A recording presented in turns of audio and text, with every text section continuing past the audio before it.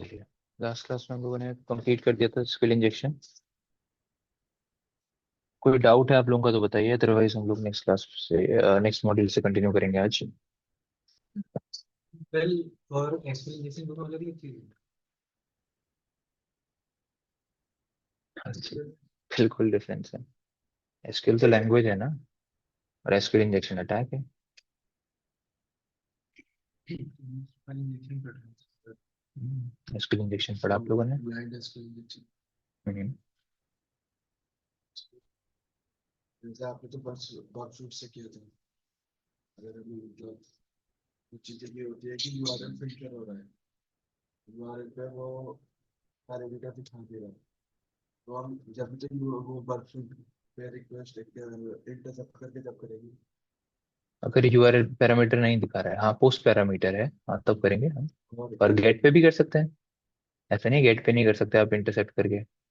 तो SQL injection जो हम यूनियन बेस्ड अटैक करते हैं वो और ब्लाइंड एसक्यूएल की जो क्वेरीज होती है उसमें क्या हम्म, है? क्या फर्क होता है? बहुत फर्क होता है पूरा। मतलब आपका यूनियन वर्ड आएगा ही नहीं उसके अंदर, पहली बात।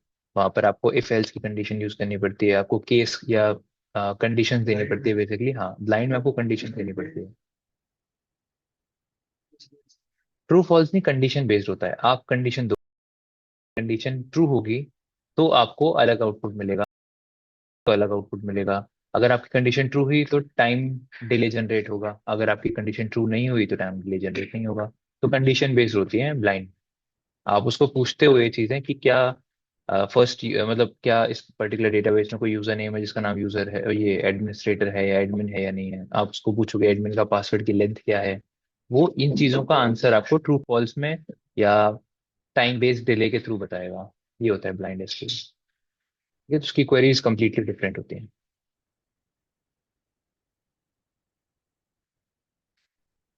चलिए, तो यहाँ तक क्लियर है सभी को। नेक्स्ट क्लास नेक्स्ट मॉड्यूल से हम स्टार्ट कर रहे हैं, तो हेडिंग डाल लीजिए आप लोग। नंबर्स क्या? ग्रुप को फिर से डाल दीजिए। ब्रूट फोर्स क्या? स्टार्ट जब भी ट्राई करते हो तो बाद में मिस हो जाता है। कोई नहीं बात। कौन सा ब्रूट फोर्स होता है? क्या ब्रूट फोर्स कर रहे हो? सिर्फ बॉक्स को 3 को यूज करके बर्फ बर्ब सूट सीखना है, हाँ तो बर्ब सूट को आप ओपन करिए, प्रॉक्सी प्रॉक्सी को कॉन्फ़िगर कर लीजिए। बाबा उसमें ऊपर ही नहीं हो रहा मेरा। क्यों नहीं ओपन हो एक रहा था? बार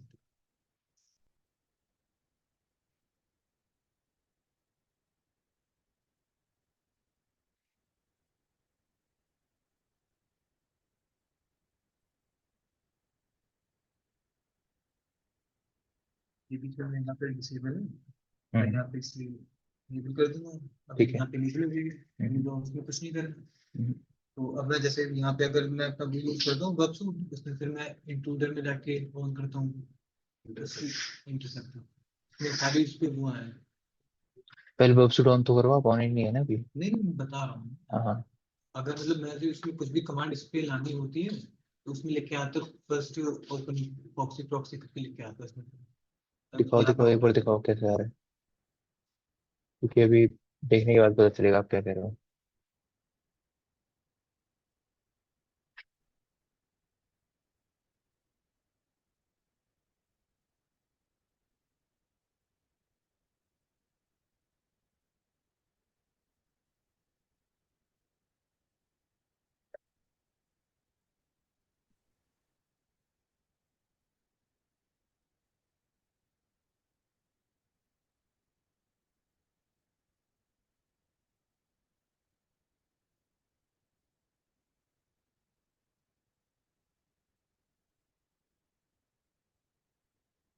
तो ये तब तक आप लोग मुझे बताइए, वायरलेस नेटवर्क के बारे में क्या क्या चीज़ जानते हैं आप लोग?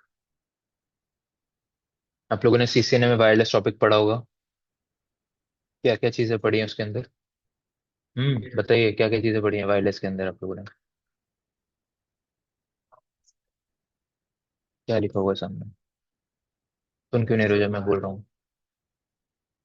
बताइए फटाफट से, वायरलेस नेटवर्क के बारे में क्या क्या चीजें पढ़ रखी है आप लोगों ने? राउटर क्या होता है? वैसे वायरलेस नेटवर्क क्या है, क्या जानते हो वायरलेस नेटवर्क के बारे में? अब भैया इस मॉड्यूल में आपको ये थोड़ी समझाऊंगा वायरलेस नेटवर्क क्या होता है। ये चीज आपको सीसीएनए नेटवर्किंग कहीं ना कहीं पढ़ी होगी ना। हाँ वैन होता है, वैन भी नहीं होता, वैन भी नहीं होता, डब्ल्यू लैन होता है। वैन वायरलेस नेटवर्क थोड़ी है। बताइए और क्या जानते हैं इसके बारे में।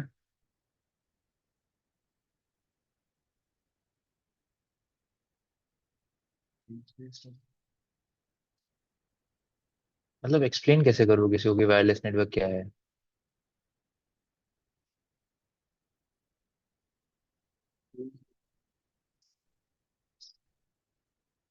हम्म। किसी को भी नहीं पता वायरलेस नेटवर्क क्या है, इतना बेसिक सा क्वेश्चन। वायर्ड नेटवर्क क्या होता है? बाहर आप ऐसे एक्सप्लेन करोगे, ऐसे कोई अगर आपसे पूछेगा व्हाट इज वायरलेस या वायर्ड नेटवर्क।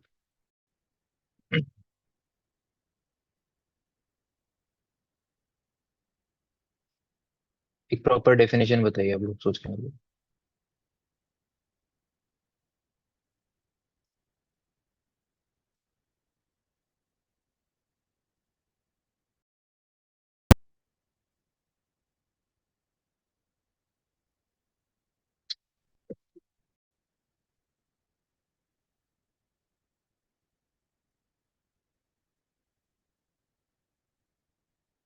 वायरलेस नेटवर्क की डेफिनेशन ही नहीं पता किसी को, तब बेसिक सा।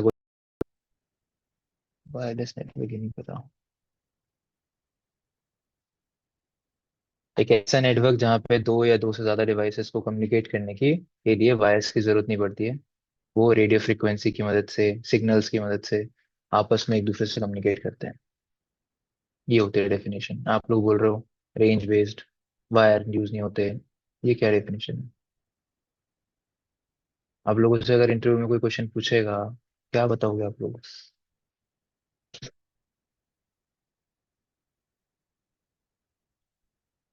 तो इस नेटवर्क में क्या क्या चीजें यूज होती हैं? ऐसा कौन सा डिवाइस यूज होता है जो आपको वायरलेसली कनेक्ट या कम्युनिकेट करने में हेल्प करता है?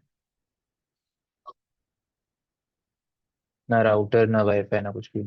ऐसा कौन सा डिवाइस होता है, डिवाइस पूछ रहा हूँ। हम्म। क्या यूज होता है? वो कौन सी डिवाइस होती है जो एक नेटवर्क को वायरलेस नेटवर्क में कन्वर्ट कर सकती है?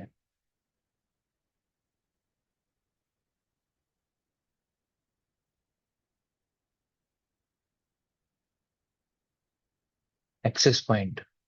एक्सेस पॉइंट वर्ड नहीं सुना आपने? क्या होता है एक्सेस पॉइंट? ये जो आपके यहाँ लगा हुआ है राउटर को बोलते हैं, बेसिकली तो एक्सेस पॉइंट है ये। जो आपके आपके अलाउ कर रहा है आपको किसी वायरलेस नेटवर्क में कनेक्ट करने के लिए। राइट। तो एक्सेस पॉइंट क्या होता है? एक ऐसी डिवाइस जिसके पास दोनों कैपेबिलिटीज होती हैं, वायर्ड और वायरलेस कम्युनिकेशन करने की। ऐसा डिवाइस जो वायर्ड डिवाइसेस को भी कनेक्ट कर सकता है और साथ में वायरलेस डिवाइसेस को भी आपके नेटवर्क का पार्ट बना सकता है, ताकि सभी आपस में एक दूसरे से कम्युनिकेट कर पाए। तो एक्सेस पॉइंट को शॉर्ट में आप क्या बोल सकते हैं? एपी। या फिर इसको आप बोल सकते हैं W A P. W A P मतलब wireless access point. Access point बोलिए इसको या वायरलेस एक्सेस पॉइंट बोलिए, बात एक ही है। तो एक्सेस पॉइंट के पास कैपेबिलिटीज होती हैं आपके जितनी भी वायरलेस डिवाइसेस होती हैं। वायरलेस डिवाइसेस का एग्जांपल, वायरलेस डिवाइसेस का एग्जांपल। अरे भाई कौन सा राउटर आता है वायरलेस नेटवर्क में, ये बताओ। कौन सा राउटर है जो जिसमें वाईफाई से चलता है? कोई भी राउटर नहीं होता, एक भी नहीं बना आज तक दुनिया में जो वाईफाई से चल रहा हो। कौन सा डिवाइस होते हैं जो एक्सेस पॉइंट कनेक्ट करते हैं? हाँ ये है ना, मोबाइल फोन हो गया, लैपटॉप हो गया, आईओटी डिवाइसेस जितनी भी आ रही हैं आपके पास, वो सारी वाईफाई से कनेक्ट होती है। तो वो सारी वायरलेस डिवाइसेस को कनेक्ट करने के लिए आपके पास एक्सेस पॉइंट होता है नेटवर्क के अंदर। और वो एक्सेस पॉइंट आपको सिग्नल्स के थ्रू कम्युनिकेशन कराता है, ताकि वो डिवाइसेस जो मोबाइल हैं, मोबाइल डिवाइसेस का मतलब क्या होता है? मोबाइल वर्ड का मतलब क्या होता है?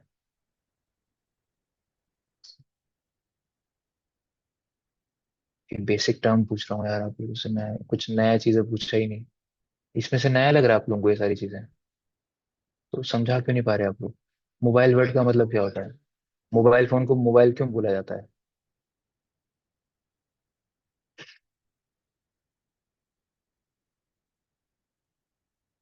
मोबिलिटी का मतलब उसको मूव कर पाना। ऐसा डिवाइस जिसको हम एक जगह से दूसरी जगह लेके जा सकते हैं, उन डिवाइसेस को बोलते हैं मोबाइल डिवाइसेस। सेल फोन को मोबाइल क्यों बोला जाता है? क्योंकि वो मोबाइल होता है, यहाँ से आप एक जगह से दूसरी जगह उसको लेके जा सकते हैं, ट्रैवल कर सकते हैं। लैपटॉप आपका मोबाइल डिवाइस होता है। आईओटी डिवाइसेस सारी मोबाइल डिवाइसेस होती हैं, क्योंकि उनको एक जगह से लेकर दूसरी जगह तक आप जा सकते हैं, ट्रांसमिट। अगर वही डिवाइसेस को आप लैन केबल से कनेक्ट कर दोगे, तो फिर मोबिलिटी खत्म हो जाएगी ना उसकी। आप उसको ज्यादातर लेके मूव नहीं कर सकते यहाँ वहाँ। मूव करोगे तो फिर नेटवर्क से डिस्कनेक्ट करना पड़ेगा, राइट?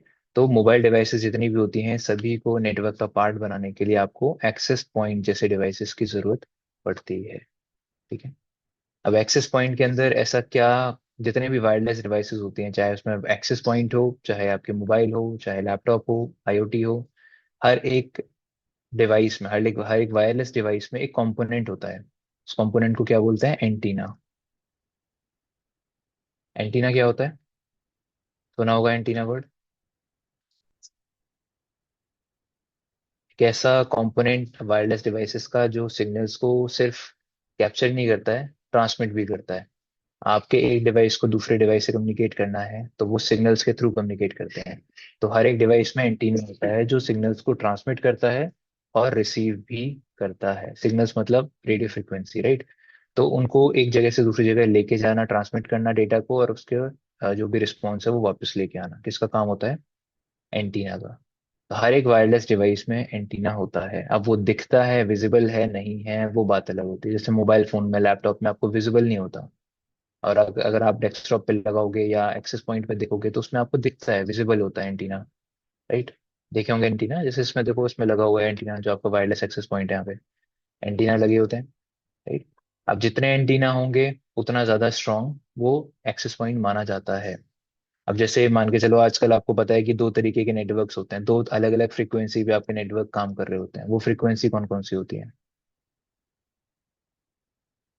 कौन सी फ्रीक्वेंसीज हैं, कौन से फ्रीक्वेंसी बैंड है जिसमें आपके वायरलेस नेटवर्क काम करते हैं?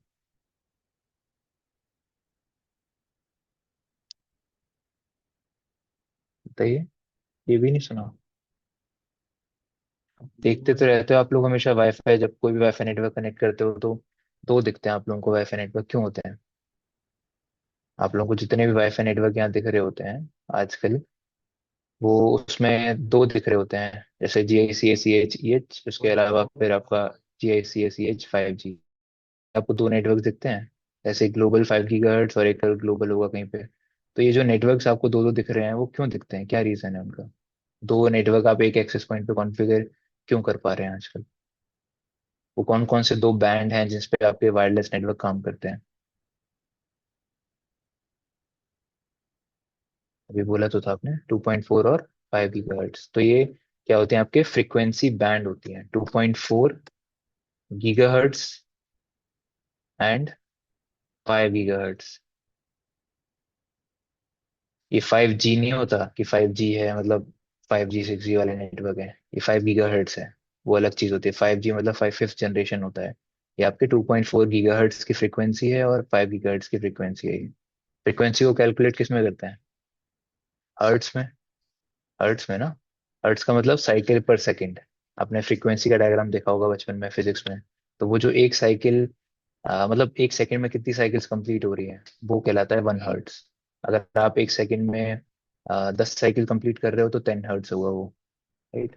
तो ये कॉन्सेप्ट होता क्या है 2.4 और 5 GHz का, कि इन फ्रीक्वेंसी के साथ आपका डेटा ट्रांसमिट करता है। 2.4 GHz की फ्रीक्वेंसी आपकी स्पीड स्लो होगी इसमें, 5 GHz की फ्रीक्वेंसी में स्पीड आपको ज्यादा मिलती है। आपने देखा होगा 2.4 और 5 GHz वाले नेटवर्क में स्पीड का डिफरेंस होता है। स्पीड आपको ज्यादा किसमें मिल रही होती है? 5 GHz के फ्रीक्वेंसी में। रेंज कम होती है उसकी। 2.4 की रेंज ज्यादा होती है बट उसकी स्पीड कम होती है, राइट? तो ऐसे कुछ डिफरेंसेस हैं, तो ये आपको फ्रीक्वेंसी बैंड याद रखने हैं। और जितने एंटीना होते हैं, एंटीना में एक एंटीना एक फ्रीक्वेंसी बैंड को सपोर्ट करता है। जैसे इसमें आपको दो दिख रहे हैं, तो ये दो फ्रीक्वेंसी अलग अलग के लिए, एक 2.4 के फ्रीक्वेंसी पे काम कर रहा होगा और एक 5 GHz के फ्रीक्वेंसी पे काम करता है। चार होते हैं, उसमें से दो 2.4 में काम कर रहे होंगे और दो 5 GHz के फ्रीक्वेंसी पे काम करते हैं, ताकि वो अलग अलग क्या बोलते हैं, फ्रीक्वेंसी बैंड के नेटवर्क्स को होस्ट कर पाए। समझ आया? तो एंटीना का कॉन्सेप्ट क्लियर हुआ। एंटीना एक कंपोनेंट होता है सारे वायरलेस डिवाइसेस का, जिसकी मदद से आप सिग्नल्स भेज पाते हैं और सिग्नल्स को रिसीव कर पाते हैं। जितने भी वायरलेस डिवाइसेस होती है उसमें जो एनआईसी होता है, एनआईसी सुना होगा, एनआईसी का full form network interface card जो होता है उसका, उस पे आपका ये क्या बोलते हैं, एंटीना एम्बेडेड होता है। अब वो एंटीना दिख रहा है नहीं दिख रहा है वो बात अलग है। जो कॉम्पैक्ट डिवाइसेस होती हैं उनमें एंटीना नहीं दिखता है, इसलिए उसकी थोड़ी बहुत रेंज भी कम होती है। और ऐसे डिवाइसेस जिनका एंटीना दिखता है, हो रहा होता है, उसकी थोड़ी रेंज उस हिसाब से ज्यादा हो सकती है। हाँ, रेडियो फोन्स होते हैं उसमें वो खींच के बात करनी पड़ती है, वो एंटीना आप खींचते हैं ना, उसी तरीके से सेटेलाइट फोन्स वगैरह भी ये सब सिंगल्स पे काम करते हैं, क्योंकि ये वायरलेस डिवाइसेस होती हैं, राइट। और उसमें एंटीना आपको जरूर मिलेगा, हर एक वायरलेस डिवाइस में आपको एंटीना जरूर देखने के लिए मिलेगा। ठीक है, तो एक फ्रीक्वेंसी बैंड क्लियर हो गया। अब कुछ टर्म्स हैं जो आप लोगों को पता होना चाहिए। तो BSS आईडी, SSID, ESSID,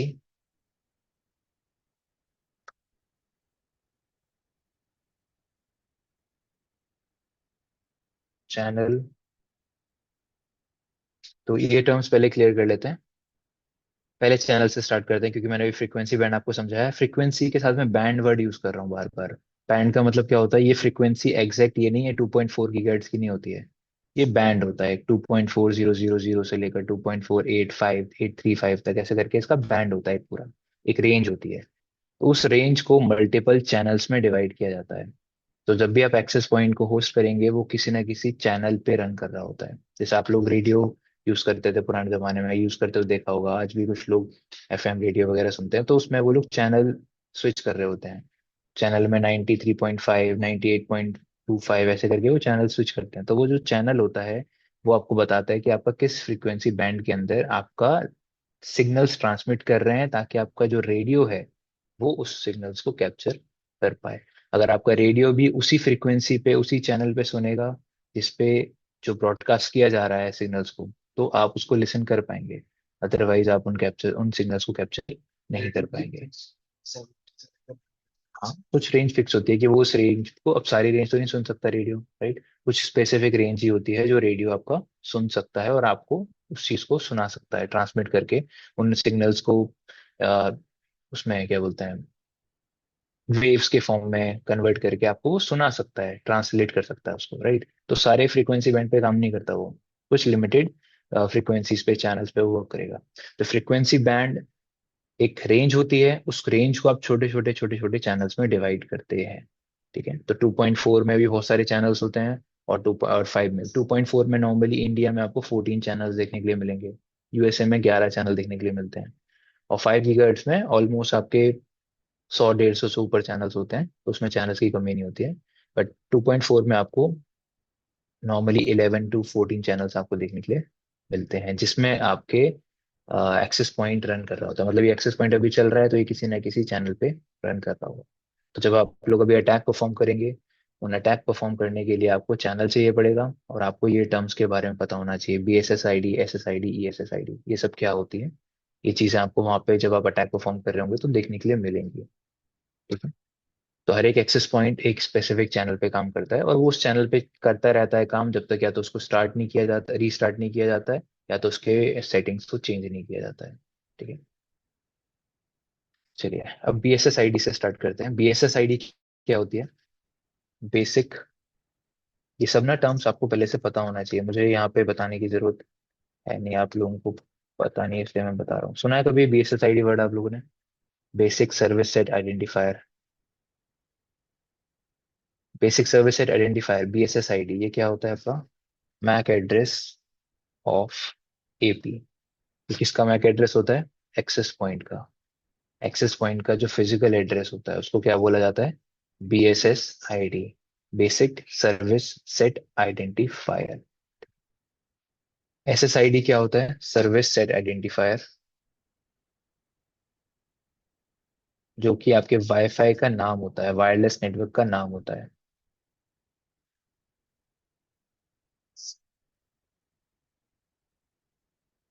क्या, ISSRT दो डिवाइसेस कनेक्ट कर रहे हैं। नहीं नहीं नहीं, एक्सेस पॉइंट का, BSSID एक्सेस पॉइंट का मैक एड्रेस होता है, जिससे आपकी डिवाइसेस नेटवर्क से कनेक्ट हो रही है ना, अच्छा ये एक्सेस पॉइंट जो है। डिवाइस। डिवाइसेस इस एक्सेस पॉइंट से कनेक्ट हो रही हैं किसी नेटवर्क का पार्ट बनने के लिए, तो वो जो एक्सेस पॉइंट है उसका मैक एड्रेस कहलाता है BSSID। ठीक है। SSID क्या होता है? Name of a wireless network, किसी वायरलेस नेटवर्क का जो नाम होता है। जैसे अगर आप यहाँ पर जाएं अगेन, और आपको जितने भी ये नाम देखने के लिए मिल रहे होते हैं, ये सारे क्या हैं? SSID, इनको बोला जाता है सर्विस सेट आइडेंटिफायर। तो ये global hacking, GICSEH 5G, GICSEH global, ये सारे नाम हैं उन वायरलेस नेटवर्क के। ठीक है, जो आपके आसपास है, तो उनको टेक्निकल टर्म्स में या वायरलेस टर्मिनोलॉजी में उसको बोलते हैं SSID, service set identifier, right? Name of the wireless network. वैसे ही ESSID क्या होता है?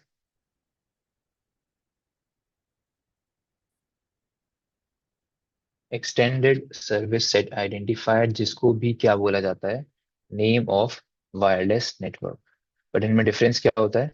SSID एक एक्सेस पॉइंट के थ्रू जनरेटेड जो नेटवर्क है, उसके उसके नाम को बोलते हैं SSID। जैसे आप किसी बड़े कैंपस में जाओ, कोई कॉलेज है, तो कॉलेज में आपको पता है कि एक एक्सेस पॉइंट तो पूरे कॉलेज को कवर नहीं कर सकता, पूरे कॉलेज के कैंपस को कवर नहीं कर सकता, राइट? तो उस कैंपस को कवर करने के लिए उन्हें मल्टीपल एक्सेस पॉइंट्स की जरूरत पड़ती है। तो वो जो मल्टीपल एक्सेस पॉइंट्स होते हैं, वो मिलके जिस नेटवर्क को ब्रॉडकास्ट कर रहे होते हैं, वो सारे मिलके एक ही नेटवर्क को ब्रॉडकास्ट कर रहे होते हैं। तो वो जो नेटवर्क होता है, वो नेटवर्क कहलाता है, उस नेटवर्क के नाम को क्या बोलते हैं? ESSID, extended service set identifier. अगर एक एक्सेस पॉइंट एक नेटवर्क को ब्रॉडकास्ट कर रहा है तो उसको बोलेंगे SSID। अगर मल्टीपल एक्सेस पॉइंट्स एक ही नेटवर्क को ब्रॉडकास्ट कर रहे हैं तो उसको क्या बोलेंगे आप? ESSID।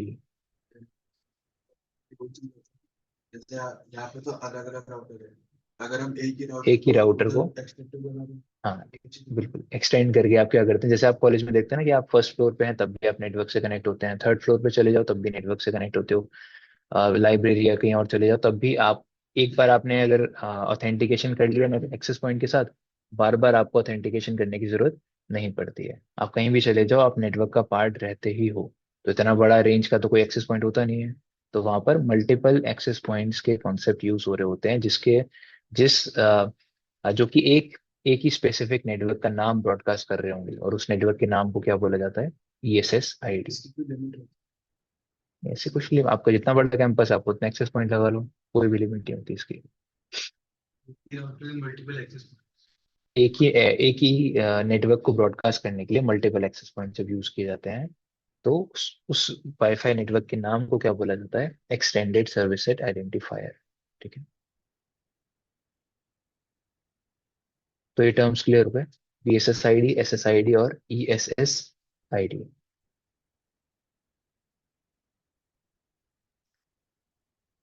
नेक्स्ट बात करते हैं, दो प्रोसेस यहाँ पे अब आपके लिए इंपॉर्टेंट है, एसोसिएशन और ऑथेंटिकेशन।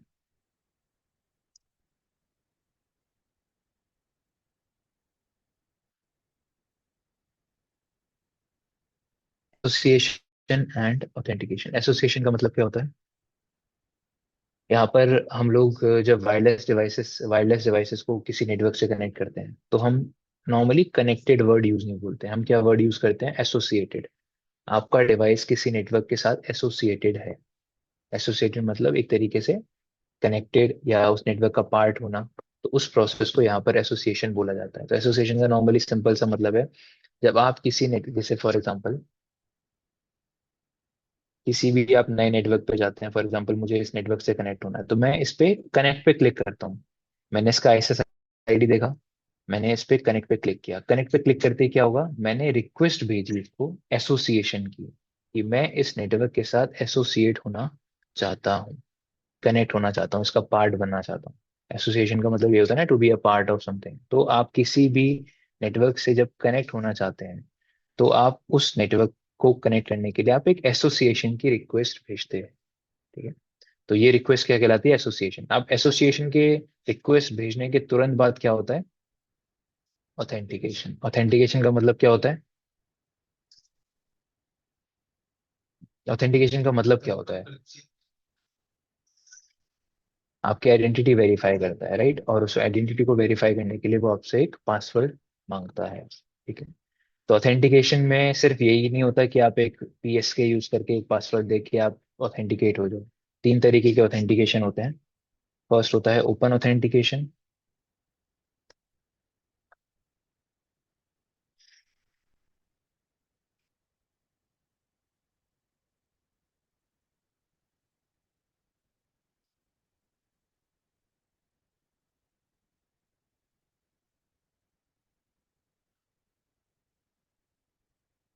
थर्ड होता है सेंट्रलाइज ऑथेंटिकेशन।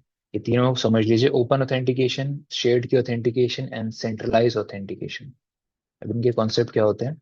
ओपन ऑथेंटिकेशन मतलब ऐसा नेटवर्क जिसमें आपको कोई भी पासवर्ड प्रोवाइड करने की जरूरत नहीं है। ऐसा नेटवर्क जिसमें आपको कोई भी कुछ भी प्रोवाइड नहीं करना, अपनी आइडेंटिटी वेरीफाई नहीं करनी। आपने देखे होंगे ओपन नेटवर्क्स होते हैं, आप उस पर बस एसोसिएशन की रिक्वेस्ट भेजते हो और वो आपको कनेक्ट कर देता है। आपने कनेक्ट पे क्लिक किया, नेटवर्क ओपन था, तो वो ऑथेंटिकेट नहीं करेगा क्योंकि ओपन नेटवर्क है, उसको कुछ ही पासवर्ड या किसी चीज की जरूरत ही नहीं है। शेयर्ड की ऑथेंटिकेशन में एक पीएसके रिक्वायर्ड होता है। पीएसके मतलब प्री शेयर्ड की। पीएसके का मतलब क्या होता है? प्री शेयर्ड की।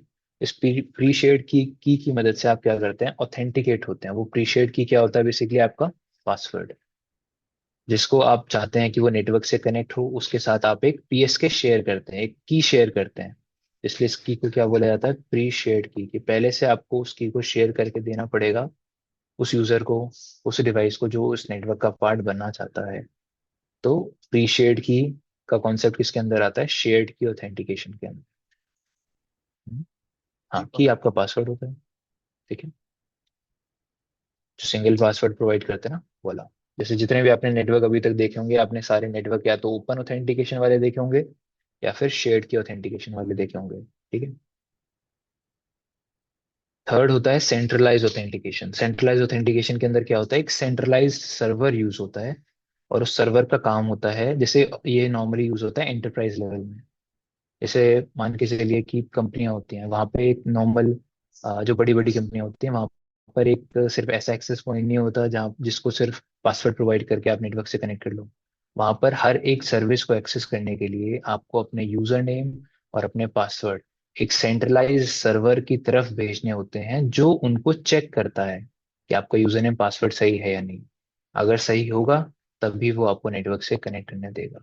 शायद ही कभी आपने देखा हो, कभी आप किसी नेटवर्क, किसी ऑफिस के आसपास, ऑफिस बिल्डिंग के आसपास अगर आप हो, तो आप उनके वाईफाई पे क्लिक करोगे तो वहां पे आपको यूजर नेम पासवर्ड दोनों मांगता है।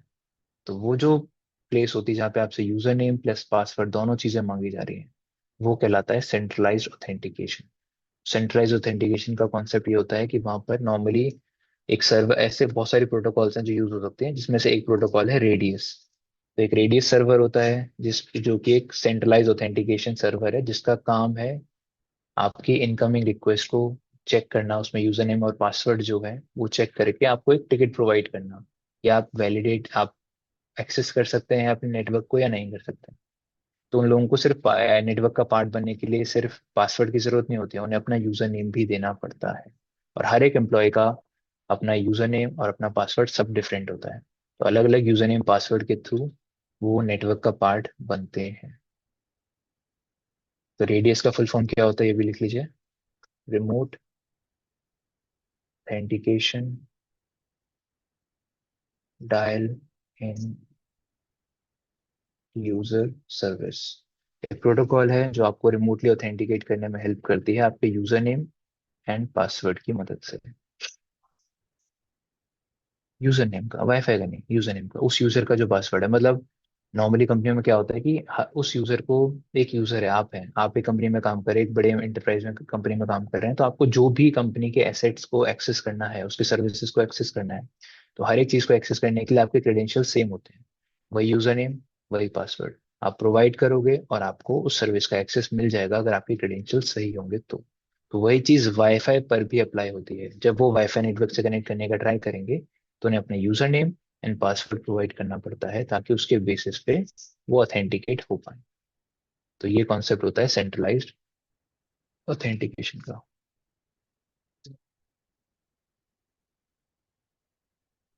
ऐसे उसमें क्लिक करते हैं, उसमें एक लिंक आता है, वो खुलता है, फिर अपना नंबर मांगता है, ओटीपी आता है। तो वो कुछ एक लिमिटेड डाटा आपको प्रोवाइड करते हैं कि आप हाँ, इतना जैसे डाटा। आपका ये हो गया ना, फॉर एग्जांपल एयरपोर्ट का हो गया वाईफाई, या रेलवे रेलवे स्टेशन स्टेशन का। का, मेट्रो स्टेशन के जो वाईफाई होता है ना, वहाँ पे वो आपसे एक तरीके से सेकेंडरी ऑथेंटिकेशन कराते हैं, आपसे ओटीपी वगैरह मांगते हैं वो, कि आपको आप बेसिकली उन्हें ना आपकी वो चाहिए होती है, इंफॉर्मेशन चाहिए होती है। ठीक है, तो वो भी आपके नेटवर्क होते हैं, वो प्रीशेड की पे ही काम कर रहे होते हैं, पीएसके पे काम करते हैं। हाँ, प्रीशेड की पे काम करते हैं, बट क्योंकि वहाँ पे आपको यूजर नेम और पासवर्ड ऐसा कुछ नहीं होता है, वो भी एक सर्वर उनका होता है वहाँ पे। और उस सर्वर का काम क्या होता है कि आप इंटरनेट प्रोवाइड करने से पहले, नेटवर्क प्रोवाइड करने से पहले आपकी कुछ डिटेल्स ले लेना, आपके बारे में कुछ चीजें पता कर लेना। आपकी कभी कभी वो और भी डिटेल्स मांग सकता है, जैसे आपका फुल नेम मांग लिया, या आपके कुछ और डिटेल्स, और साथ में फोन नंबर जरूर मांगा जाता है। फोन नंबर पे ओटीपी वगैरह फिर आपके पास आ सकता है। पहले भी जैसे ऑनलाइन, मतलब हम कहीं भी कैफे में जाते हैं, मतलब हैकर्स जो वो कुछ भी हाँ, कुछ भी कर तो सकते हैं, तो कुछ उनके पास ओटीपी एक प्रूफ सिक्योर रहता है, होता उनके है। पास बिल्कुल, उनके पास आपका मैक एड्रेस रहेगा, उनके पास अब ये भी पता, वो बेसिकली क्या करते हैं, आपके मैक एड्रेस को आपके फोन नंबर के साथ लिंक कर देते हैं। इसलिए क्या, देखो आईपी से ज्यादा इंपॉर्टेंट है वहाँ पे मैक एड्रेस। तो आईपी से तो उन्हें कुछ नहीं पता चलेगा, मैक एड्रेस से आपके बारे में पता चलेगा। क्यों? हाँ, अगर आपने अपना मैक एड्रेस चेंज कर रखा है, तो वही जो आपने चेंज करा होगा मैक एड्रेस को उनके उनके डेटाबेस में जाएगा। अगर आप अपना मैक एड्रेस चेंज करने के बाद उसको कनेक्ट कर रहे हो उनके नेटवर्क के साथ, तो आपके मैक एड्रेस को वो आपके फोन नंबर के साथ, मतलब जो आपने चेंज कर रखा है मैक एड्रेस, उसको आपके फोन के साथ बाइंड करेंगे वो। ठीक है, तो यहाँ तक समझ आया आप लोगों को? तो ये कॉन्सेप्ट अलग अलग तरीके के ऑथेंटिकेशन का होता है, जो आपको वायरलेस नेटवर्क में देखने के लिए मिलता है।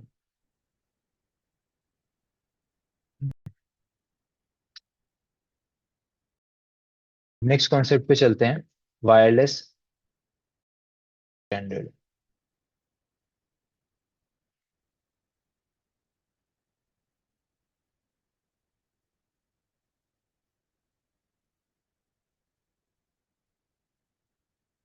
तो वायरलेस सिक्योरिटी स्टैंडर्ड के अंदर ये लोग इंक्रिप्शन का कॉन्सेप्ट यूज करते हैं वायरलेस नेटवर्क, ताकि आपके डेटा को सिक्योर करने के लिए वो क्या करें, इंक्रिप्शन परफॉर्म कर पाए। जैसे आपको पता है, वायर्ड कम्युनिकेशन सिक्योर होता है, क्योंकि वहां पे लाइन के थ्रू, केबल्स के थ्रू आपका कम्युनिकेशन जा रहा होता है। बट यहाँ पर क्या होता है, आपका जो वायरलेस कम्युनिकेशन होता है वो आपके आसपास से होता हुआ निकल रहा होता है, आपकी फ्रीक्वेंसीज हमारे आसपास से होते हुए जा रही होती हैं, तो इसको कोई भी इंटरसेप्ट कर सकता है। उस फ्रीक्वेंसी को कोई भी इंटरसेप्ट करके उसका डेटा वगैरह एक्सेस कर सकता है, राइट।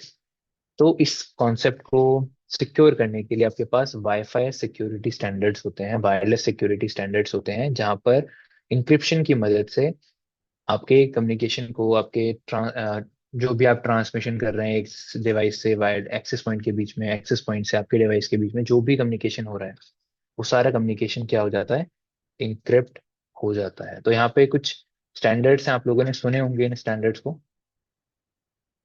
सबसे पुराना क्या था, WEP, फिर WPA,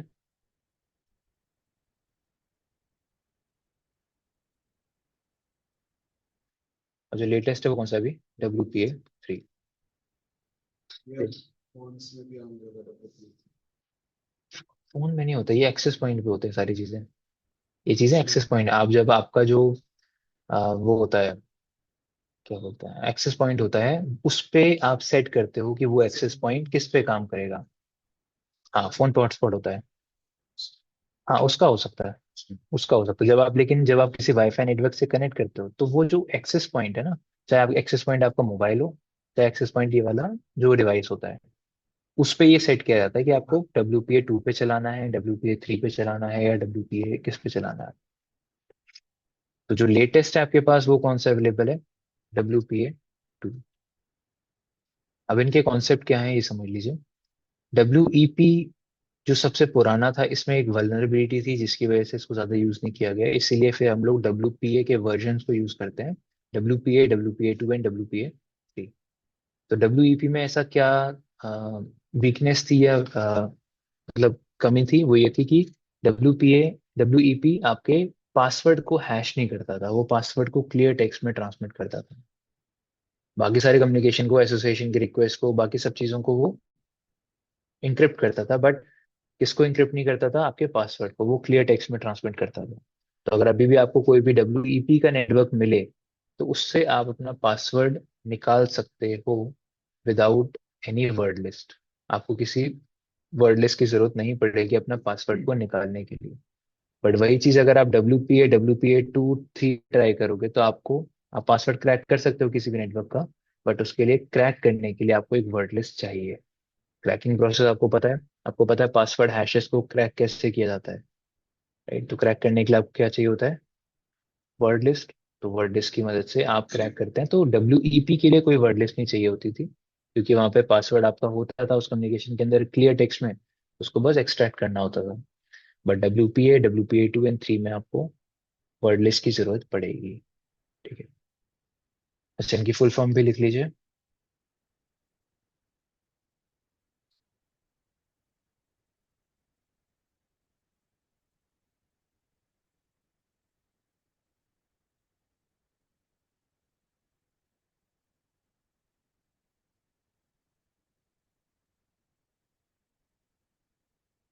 बाकी के वही फुल फॉर्म है, बस वर्जन 2 वर्जन 3 आ जाएगा। WiFi protected access.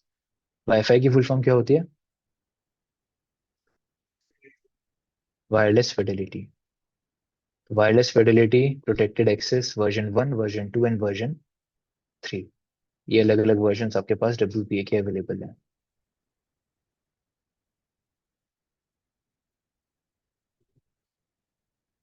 क्या? वर्जन किसी में भी फर्क होगा तो होता है सिर्फ आपका इंक्रिप्शन स्टैंडर्ड्स का, किस टेक्निक की मदद से आपके डेटा को इंक्रिप्ट किया जाता है। जैसे, हाँ, वो कौन सी एल्गोरिदम यूज की जाती है? जैसे यहाँ पर यूज किया जाता था RC4। बहुत पुरानी और मतलब थर्ड क्लास, आपकी आज की डेट में तो बहुत बेकार एल्गोरिदम है। RC4 के नाम से, राइवर्स साइफर 4 वर्जन 4। ये यूज की जाती थी WEP की कम्युनिकेशन को इंक्रिप्ट करने के लिए।